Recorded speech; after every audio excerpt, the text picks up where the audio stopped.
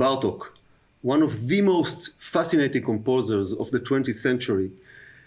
Beside of his so unique music language, he will also be remembered as a great ethnomusicologist.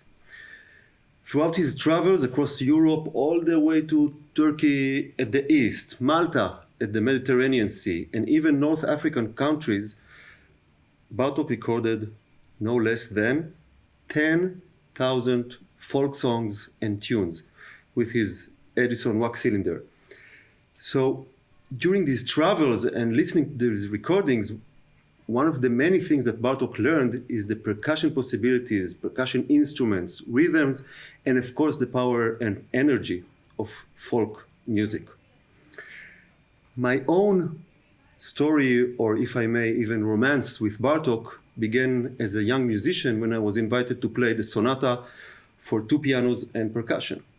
And I specifically remember I said, okay, wow, that's a great opportunity for me to own the score of this magnificent chamber music.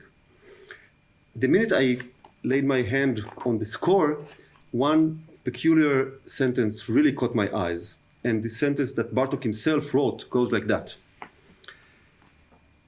One of the pianists should supervise the percussion players during rehearsals and see that the requirements of the score are strictly observed.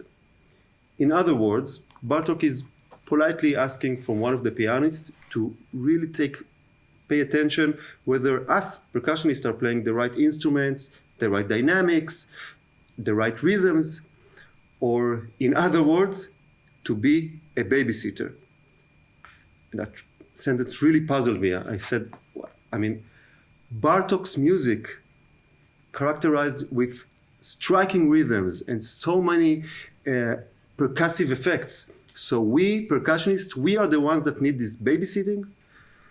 Looking at Bartok's letters shows us that, yes, he was right. He was really disappointed from the percussionists back then, 80 years ago, that played with him the first performances of the sonata, whether it was in Basel, in Budapest, London, and even in New York, where we still have the recording of the first movement of the sonata. We can definitely hear several mistakes by the percussionists. So ever since then, I kept on thinking, what would have happened if? What would have happened if Bartok will be still alive with us today? What kind of contribution he will have for us about the repertoire? Maybe some of us would be able to play a marimba sonata by Bartok, or maybe a percussion concerto with orchestra behind us, and it says Bartok, or even a multi-percussion piece. So slowly I started to understand that I'm kind of making imaginary conversation with Bartok and showing him the different possibilities of percussion. One thing led to another, and the result was a multi-percussion composition, 3 movements, and it's called Bartok's Sonata. Each of the movements is based on another of Bartok's composition, and the first movement, which I'm about to play, is based on the 3rd movement from the first piano concerto by Bartok.